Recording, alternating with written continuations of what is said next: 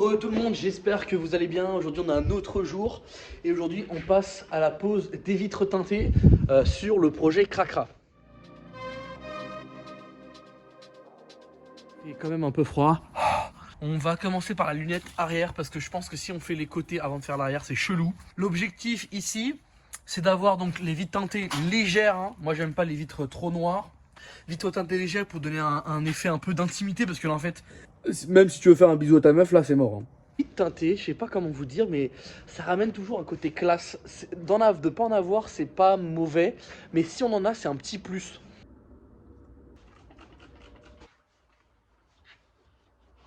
La solution que j'ai là, c'est de l'eau avec du liquide liquide vaisselle. Est-ce que on va réussir à faire une vitre complète? Oh, on n'arrivera pas. J'arriverai pas à faire une vitre complète. Elle n'est pas assez longue. Bon bah je vais devoir faire une fenêtre. Le dégrossage, on coupe la zone qu'on veut à peu près. On se laisse des petites marges de chaque côté. Tac, en haut et en bas. Ensuite on vient couper les bords. Ensuite on vient enlever la fin et ensuite on viendra coller directement.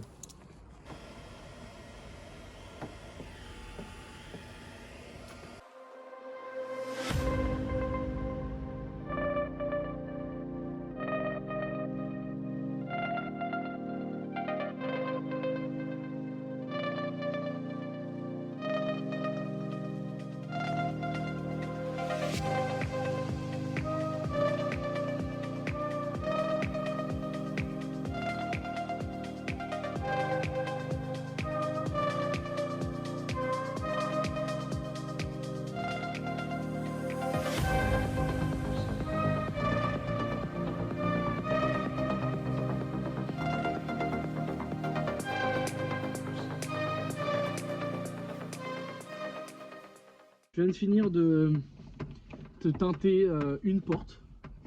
Ça m'a pris 1h30 parce que les anciens panneaux de porte de merde, c'est simple mais il n'y a aucune documentation technique. Du coup, il faut aller au feeling pour rien casser parce qu'en plus ça, tu vas retrouver que ça à la casse. Du coup, voilà, je suis en train de finir de remonter le panneau parce que j'ai enlevé le lèche vitre. Bon, je suis pas un professionnel des vitres teintées, juste je sais que je sais les poser. Après, bon, ça peut-être les finitions seront un peu moyennes, mais ce qui compte, c'est que voilà, j'ai avancé. Là, il doit être quelle heure? Là, il est 19h.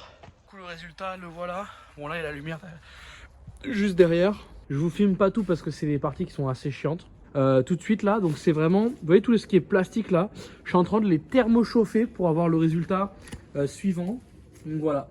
Mais en tout cas, voilà, le résultat, il est à peu près, pas mal. Il manquera plus qu'à faire à l'avant.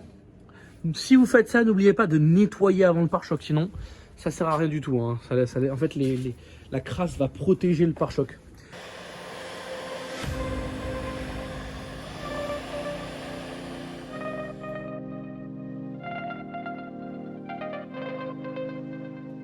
Dimanche, le réveil est un peu dur, mais pour ces investissements, les gars, il faut des fois faire des concessions et se réveiller le dimanche plus tôt, bah, c'en est une.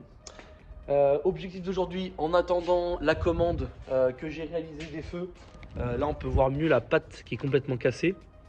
Sur le bon coin d'occasion, j'en ai eu pour 35 € et j'ai aussi commandé l'ensemble des câbles d'allumage.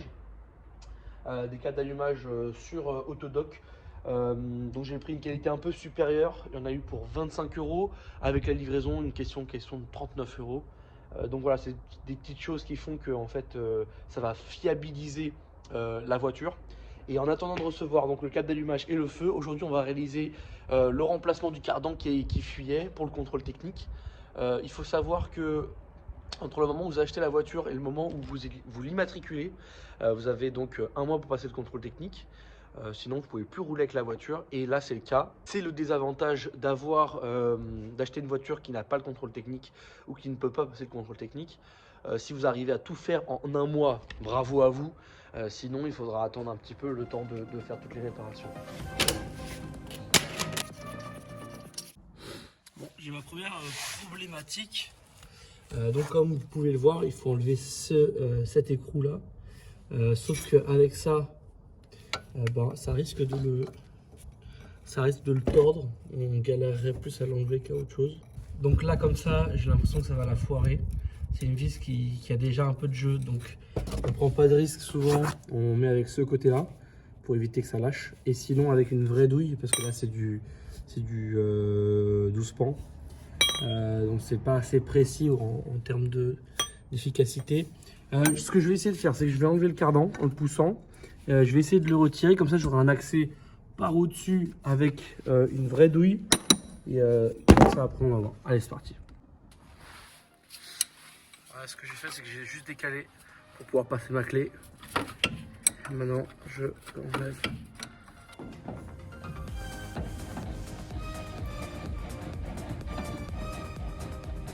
Là il faut un arrache-rotule.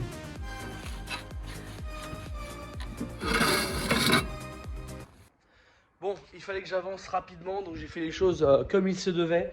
Je vous montre un peu le résultat du coup.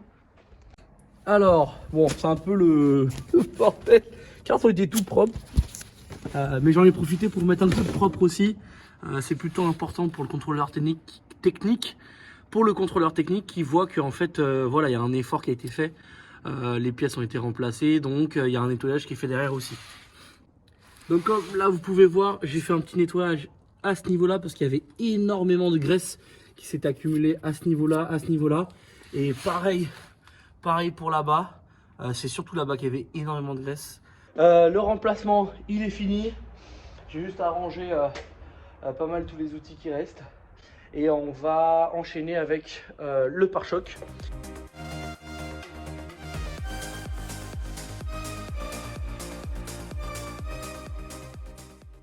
Donc là j'ai réalisé le remplacement des petites LED, ça fait toujours la diff, les LED sur un véhicule. Donc j'ai mis les veilleuses, il y en a eu pour 5 € les deux, donc à l'avant à l'arrière. LED plus vite teinté, ça fait toujours la diff.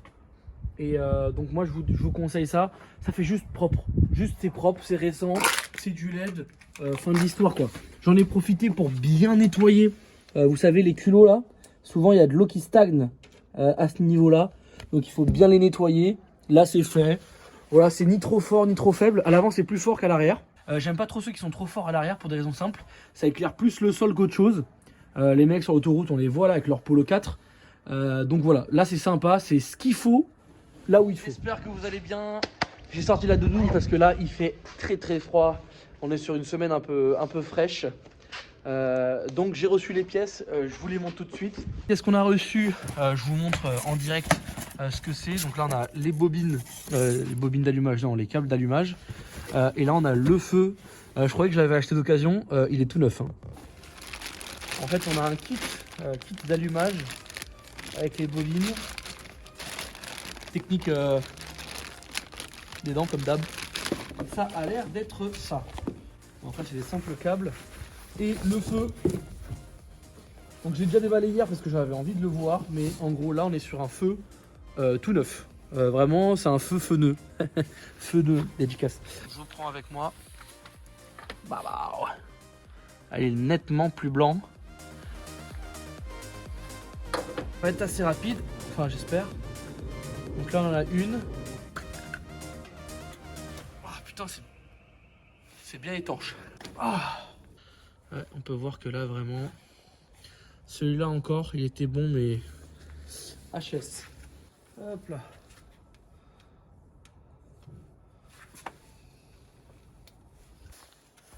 Donc voilà le résultat.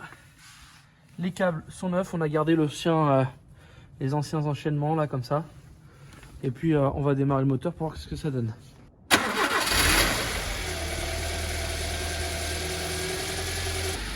Par contre on voit par la qualité du câble que c'était du solide. Vraiment, je sais pas, au toucher vous sentez que c'est solide quoi, ça va pas casser demain. Donc voilà. Allez, on passe au feu.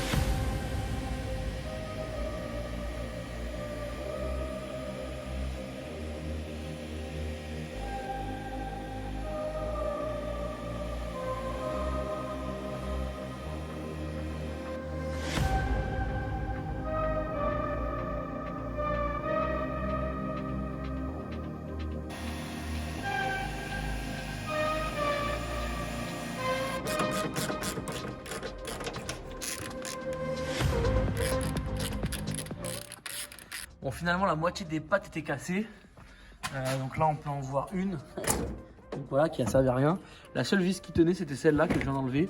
En haut, ça tenait pas. Et bah en bas, ah si, ça y est du bas. Donc il y a vraiment un quart du feu qui tient. On va essayer de le retirer. Ah ouais, merde, il faut déconnecter un moment. Il a dû avoir un petit choc parce que il y a encore un bout d'ampoule qui est dedans. Et là, je l'ai vu, j'ai jeté par là. Ah bah voilà, il vient de tomber. Là, on va commencer le nettoyage tranquillement. On va commencer par le plus tranquillou.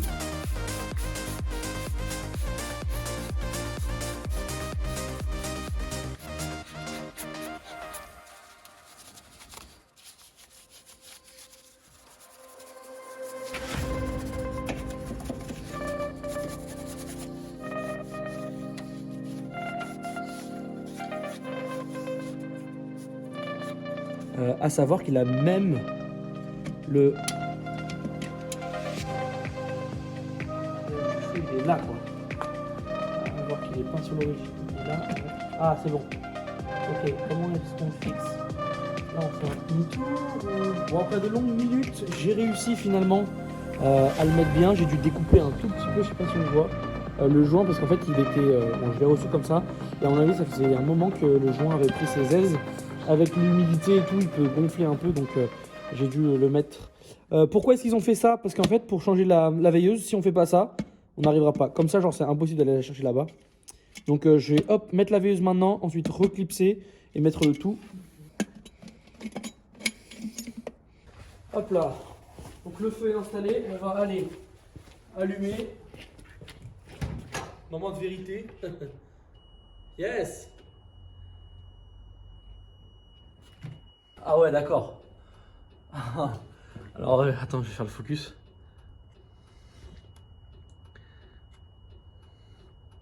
Voilà, c'est ce qu'on voit en vrai. Hein.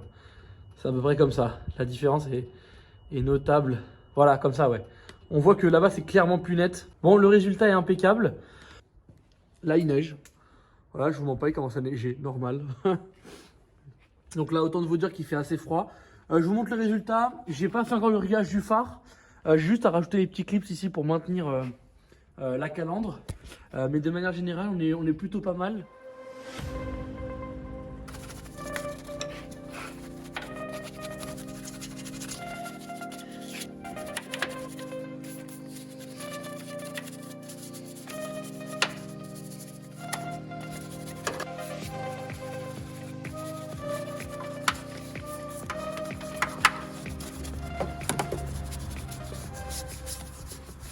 De la baie moteur c'est fait, il ne manque plus qu'à rebrancher la calandre. Bon là ça fume un peu parce que j'ai nettoyé.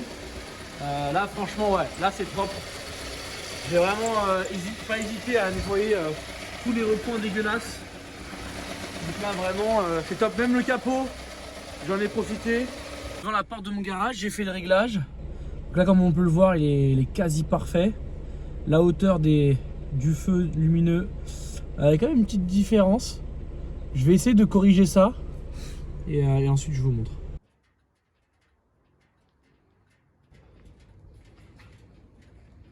Pour l'arrière, il n'y a pas besoin. Donc là,